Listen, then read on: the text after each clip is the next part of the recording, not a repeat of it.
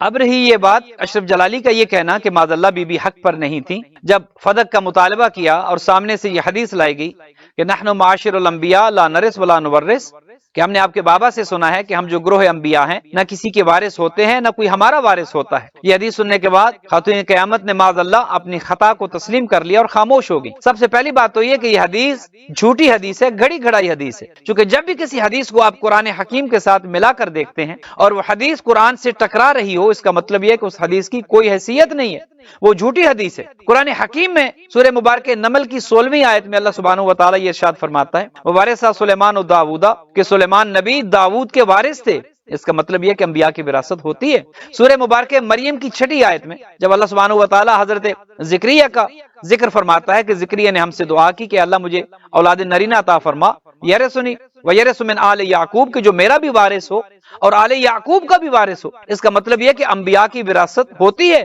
اور اس پر قرآن شاہد ہے۔ اور قرآن میں آئے مودت جس کی شان میں نازل ہوئی ہو، آئے تطہیر جس کی عصمت و طہارت پر دلالت کرتی ہو، آئے مباہلہ میں جس کو سچا کہا گیا ہو، معاذ اللہ وہ بی بی کس طرح خطا پر ہو سکتی ہے؟ اور حضور نے جس کے بارے میں کہا ہو فاطمہ تو بضعۃ منی من آذاہا فقد آذانی، فاطمہ میرا ٹکڑا ہے، جس نے فاطمہ کو اذیت دی اس نے مجھے اذیت دی، اور جس نے مجھے اذیت دی اس نے گویا اللہ کو اذیت دی۔ اور امام بخاری تو یہ لکھتے ہیں کہ ہاں بی بی فاطمہ غضبناک تھی، ان کو اذیت دی گئی۔ بخاری کی 3 جلد میں صفحہ نمبر 1126 باب خمس میں امام بخاری یہ لکھتے ہیں فغاضبت فاطمہ بنت رسول اللہ صلی اللہ علیہ وآلہ وسلم فہاجرت ابا بکر فلم تزل مہاجرتہ حتی توفیت، کہ بی بی غضبناک ہوئی اور جب تک دنیا میں رہی کلام نہیں کی، ناراض تھی۔ اور اس کے بعد کتاب المغازی کے باب غزوہ خیبر کی حدیث نمبر 3998 میں بخاری یہ لکھتے ہیں کہ فواجدت فاطمہ علی ابی بکر فی ذالک فہاجرتہ فلم تکلمہ حتی توفیت، کہ بی بی ناراض ہوئیں اور جب تک دنیا میں موجود رہیں اس وقت تک کلام نہیں کی۔ اہل سنت کے بہت بڑے عالم ابن ابی الحدید جو شارح نہج البلاغہ بھی ہیں المعتزلی، وہ تو یہ کہتے ہیں کہ میں نے ایک دفعہ اپنے استاد سے پوچھا کہ کیا یہ واقعی فدق کا مسئلہ تھا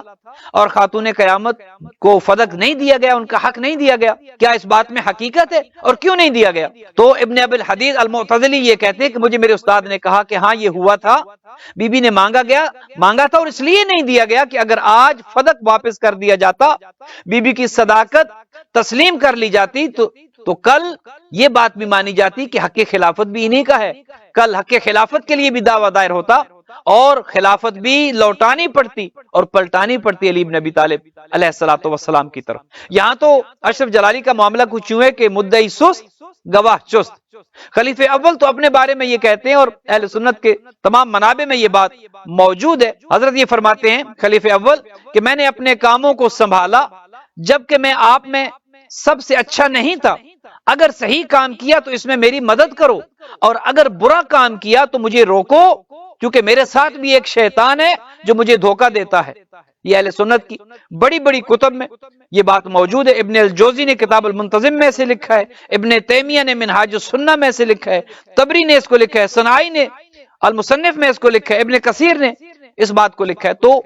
وہ تو خود کہتے ہیں کہ ہم خطا پر تھے، ہم سے خطائیں ہوئی ہیں۔ ایک طرف وہ ہیں جو اسلام لانے والے ہیں اور ایک طرف وہ ہیں کہ جن کی عصمت و طہارت کی گواہی خود قرآن دے رہا ہے۔ اور جہاں تک بات ہے خلیفہ اول کی، بخاری شریف میں اور اس کے علاوہ دیگر بہت سے منابع میں یہ بات آئی ہے۔ ابن سعد نے اس کو طبقات کبریٰ میں لکھا ہے، طبری والے نے اس کو لکھا ہے، ابن جوزی نے اس کو لکھا ہے، ابن تیمیہ نے اس کو لکھا ہے کہ مرتے وقت خلیفہ اول کے پاس جب عبد الرحمن گئے اور ان سے پوچھا کہ کوئی آخری بات آپ کرنا چاہیں، تو انہوں نے کہا کہ ہاں کچھ حسرتیں ہیں جو میں لے کر جا رہا ہوں، کچھ ایسی چیزیں ہیں کہ جنہوں نے مجھے تنگ کیا ہے ساری عمر، اور ان میں سے ایک بات یہ کہ کاش فاطمہ کے دروازے پر آگ اور لکڑیاں لے کر نہ جاتے، کاش۔ ایک بات یہ ہے کہ ہم نے فاطمہ کو ناراض کیا، اور دوسری بات یہ کہ کاش خلافت کے لیے جب مجھے مجبور کیا جا رہا تھا تو میں خلافت کے لیے کبھی اپنے آپ کو امیدوار نہ بناتا، خلیفہ اول میں نہ بنتا، سقیفہ بنی سعدہ میں یہ ذمہ داری میں نہ لیتا، اور ان دونوں عمر اور ابو عبیدہ کو، ایک کو وزیر اور ایک کو امیر بنا دیتا، اور یہ ذمہ داری میں خود نہ لیتا۔ اور کاش ہم نے رسول کے جانے سے پہلے یہ پوچھ لیا ہوتا کہ آپ کے بعد آپ کا جانشین کون ہے۔ یہ تمام اہل سنت کے بڑے بڑے منابع میں یہ چیزیں موجود ہیں، لہٰذا اس بحث کو نہ چھیڑا جائے۔ یہ تاریخی حقائق واضح ہیں اور اس کو لکھنے والوں نے لکھ دیا ہے کہ کون حق پر تھا اور کون حق پر نہیں تھا۔ جس کے حق پر قرآن شاہد ہو، جس کے حق پر پیغمبر اکرم کا فرمان شاہد ہو، آج ایک ملا اس حق کو کس طرح جھٹلا سکتا ہے؟